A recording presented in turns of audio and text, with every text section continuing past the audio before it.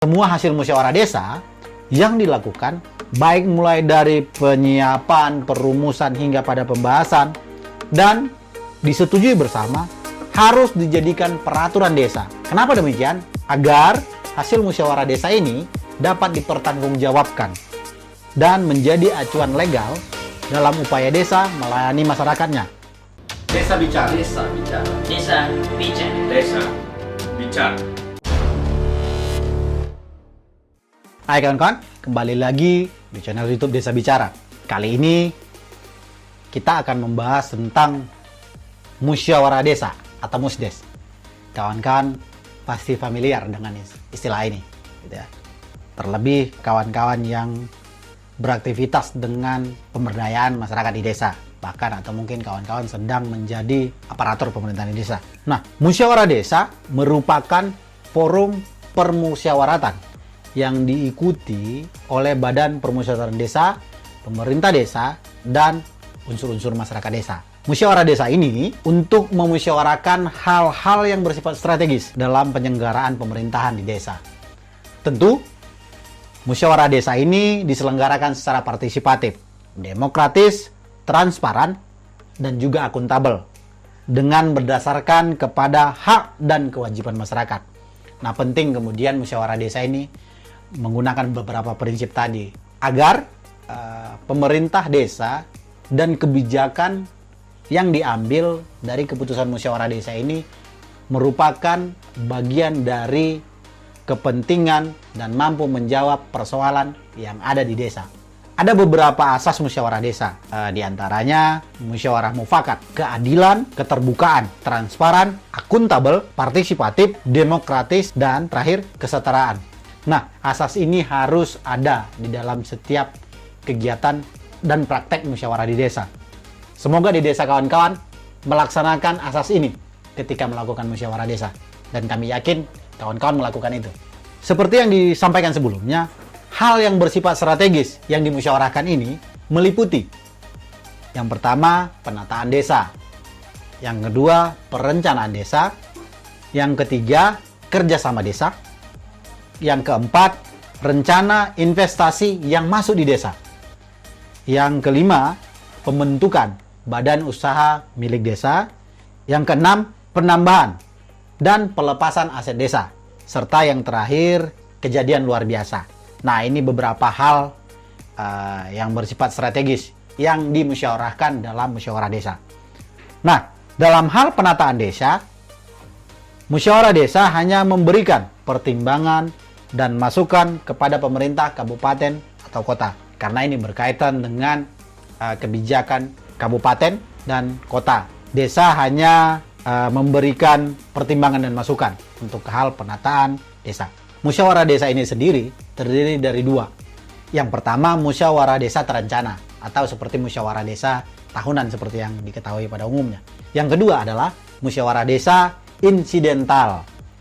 Musyawarah desa terencana adalah musyawarah yang memang disiapkan dan dituangkan dalam RKP desa pada tahun sebelumnya.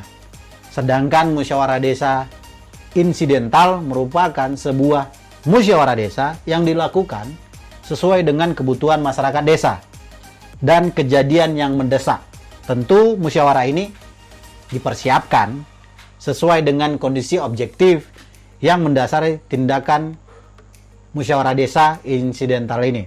Nah, musyawarah insidental ini dilakukan untuk membahas dan menetapkan kondisi situasi di desa atau ada sebuah penanganan khusus seperti yang terjadi saat ini, misalkan pandemi COVID-19.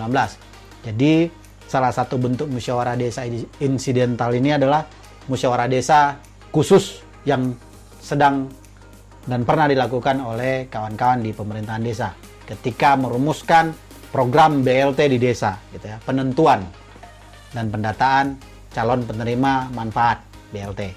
Nah, itu salah satu contoh. Lantas siapa saja sebenarnya yang terlibat dalam musyawarah desa ini? Itu menjadi pertanyaan di beberapa diskusi atau mungkin ada kawan-kawan yang belum mengetahui siapa saja sih yang terlibat dalam musyawarah desa. Nah, sebagai informasi tentu Penyelenggaraannya adalah Badan Musyawarah Desa atau BPD, serta pemerintah desa, baik itu Kades dan jajaran pemerintah di desa. Nah, unsur-unsur masyarakat penting dilibatkan dalam musyawarah desa. Unsur-unsur masyarakat ini terdiri dari, misal kelembagaan-kelembagaan yang ada di desa. Contoh, BUMDes, Karang Taruna, dan mungkin ada kelembagaan-kelembagaan lain yang ada di desa. Berikutnya adalah kelompok-kelompok masyarakat. Misalkan kelompok tani, kelompok perempuan, kelompok pengrajin. Nah, itu menjadi salah satu unsur-unsur masyarakat yang perlu dilibatkan. Berikutnya adalah ketua RT, ketua RW, ketua dusun, dan terakhir mungkin tokoh-tokoh masyarakat. Bisa tokoh agama, tetua adat, dan lain-lain. Nah, ini merupakan unsur-unsur masyarakat yang harus dilibatkan dalam musyawarah di desa.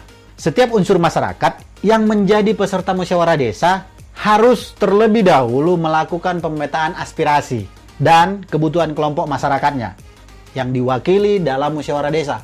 Nah, hal ini bertujuan agar perwakilan dari unsur-unsur masyarakat yang hadir di musyawarah desa mampu menyampaikan hal-hal yang dibutuhkan oleh beberapa unsur-unsur kelembagaan dan kelompok-kelompok masyarakat yang ada di desa.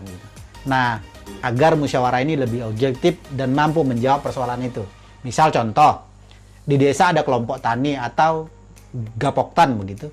Nah, inspirasi-inspirasi ide gagasan dari bapak-bapak petani untuk pembangunan di desanya itu bisa digali terlebih dahulu sebelum nanti perwakilan dari kelompok tani atau perwakilan dari gabungan kelompok tani itu hadir di musyawarah. Atau mungkin perwakilan kelompok perempuan misalkan di dalam musyawarah desa harus terwakilkan ide gagasan dan untuk upaya pembangunan perempuan di desa harus datang dari perwakilan perempuan. Sebagai unsur masyarakat yang menjadi peserta tadi, tentunya nggak bisa hadir begitu saja, harus diundang. Nah, panitia musyawarah desa akan mengundang perwakilan-perwakilan unsur masyarakat tersebut. Undangan atau ajakan ini diumumkan secara terbuka melalui media komunikasi yang ada di desa. Apa saja sebenarnya media komunikasi yang ada di desa? Ya, salah satunya misalkan bisa diumumkan lewat rumah-rumah ibadah. Mungkin di desa kawan-kawan sering melakukan itu gitu kan. Saat selesai ibadah ada pengumuman penting yang disampaikan oleh baik itu masjid ataupun di gereja ataupun di vihara, disampaikan ketika selesai ibadah. Yang kedua, papan pengumuman di desa. Ini menjadi salah satu media komunikasi. Atau mungkin saat ini bisa pesan singkat, terus menggunakan media-media sosial yang saling terkonek, yang sudah mempunyai grup-grup tersendiri di desa gitu ya. Atau terakhir misalkan surat elektronik, dan bahkan mungkin bisa melalui website desa. Jika desa kawan-kawan memiliki website ini, itu akan jauh lebih menarik. Waktu pelaksanaan musyawarah desa ini dilakukan setiap 1 tahun sekali minimal, karena musyawarah desa ini merupakan bagian dari penjabaran RPJM desa. Nah, semua hasil musyawarah desa yang dilakukan, baik mulai dari penyiapan, perumusan hingga pada pembahasan, dan disetujui bersama, harus dijadikan peraturan desa. Kenapa demikian? Agar hasil musyawarah desa ini dapat dipertanggungjawabkan dan menjadi acuan legal dalam upaya desa melayani masyarakatnya, dan tentu pelaksanaan program-program pembangunan di desa. Tentu saja dengan mengutamakan sikap partisipatif dan transparan. Ini menjadi poin penting dalam setiap pelaksanaan musyawarah desa. Nah, beberapa hak masyarakat dalam penyelenggaraan musyawarah desa ini harus menjadi perhatian. Nah, hak masyarakat ini meliputi: pertama, mendapatkan informasi secara lengkap dan benar perihal hal-hal bersifat strategis yang akan dibahas dalam musyawarah desa ini. Ini tadi contoh keterbukaan informasi. Apa saja yang mau dibahas misalkan. Nah, itu menjadi hal penting. Yang kedua, mengawasi kegiatan penyelenggaraan musyawarah desa maupun tindak lanjut hasil keputusan dari musyawarah desa. Nah, masyarakat berhak melakukan itu, mengawasi gitu ya kegiatannya sampai dengan mengawal hasil keputusan musyawarah desa. Yang ketiga, mendapatkan perlakuan sama dan adil bagi unsur masyarakat yang hadir sebagai peserta musyawarah desa. Misalkan tidak ada diskriminasi ketika perwakilan unsur masyarakat yang diundang gitu loh. Ada mungkin pengecualian. Nah, itu tidak diperbolehkan. Musyawarah desa memang harus menjunjung tinggi yang asas berkeadilan ini. Yang keempat, mendapatkan kesempatan secara sama dan adil dalam penyampaian aspirasi, penyampaian saran, dan pendapat, baik itu lisan maupun tulisan, secara bertanggung jawab. Nah, perihal hal-hal yang bersifat strategis selama berlangsungnya musyawarah desa. Ini penting, memberikan kesempatan secara adil, sama, dan terbuka. Ide gagasan itu harus disampaikan secara lisan maupun tulisan di forum musyawarah desa ini. Yang terakhir, kelima, menerima pengayoman dan perlindungan dari gangguan, ancaman, dan tekanan selama berlangsungnya musyawarah desa. Jadi, hak masyarakat ketika mengikuti musyawarah desa ini juga ada jaminan bahwasanya tidak ada tekanan dalam ikut terlibat dalam menyampaikan ide dan gagasannya, tidak dalam tekanan. Nah, ini penting. Selain hak tadi, tentu juga ada beberapa hal kewajiban masyarakat dalam penyelenggaraan musyawarah desa ini yang meliputi, yang pertama, merumuskan aspirasi, pandangan, dan kepentingan. Yang kedua, mempersiapkan kemampuan diri untuk menyampaikan aspirasi, pandangan, dan kepentingan. Jadi memang ketika masyarakat ingin menyampaikan, bisa menyampaikan secara lisan maupun tulisan. Nah, itu diperbolehkan di dalam musyawarah desa. Yang ketiga, berperan serta secara aktif dalam musyawarah desa yang demokratis, transparan, dan akuntabel. Yang keempat, mendorong terciptanya situasi aman, nyaman, dan tentram. Nah, tentu masyarakat juga harus ambil andil dalam membuat situasi musyawarah desa aman, nyaman, dan tentram begitu. Yang terakhir, yang kelima, melaksanakan nilai-nilai permusyawaratan, permufakatan, kekeluargaan, dan kegotong royongan dalam pengambilan keputusan. Nah, ini penting. Harapan kami dari Desa Bicara ketika musyawarah desa itu memang betul-betul bermusyawarah.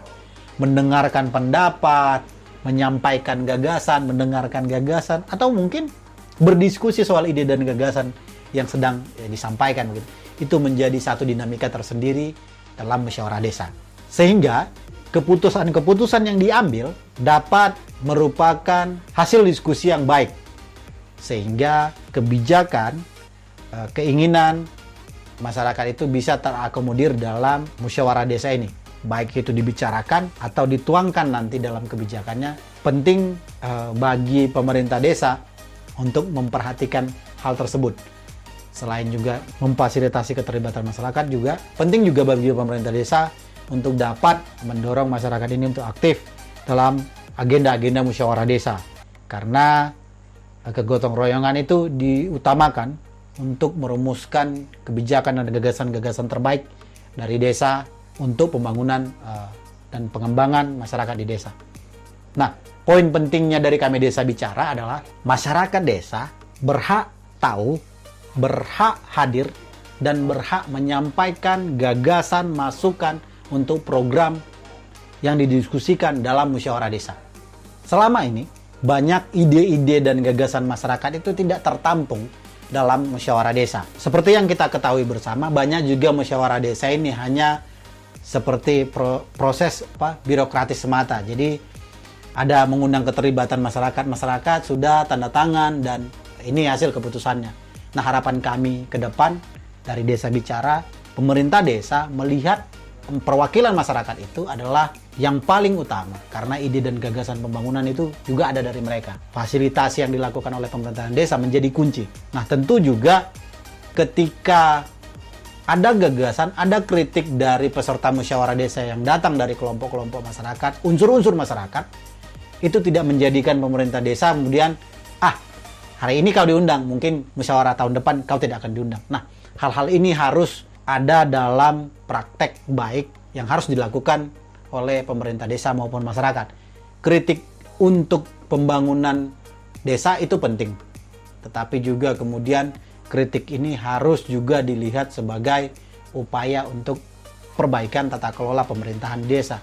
Jadi kritik itu dibutuhkan, selalu dibutuhkan agar pemerintahan desa bisa lebih baik, bisa lebih maju, dan bisa menjawab persoalan kebutuhan yang dibutuhkan masyarakat di desanya. Baik, itu dulu dari kami Desa Bicara. Sampai bertemu di video selanjutnya. Jangan lupa ngopi kawan-kawan.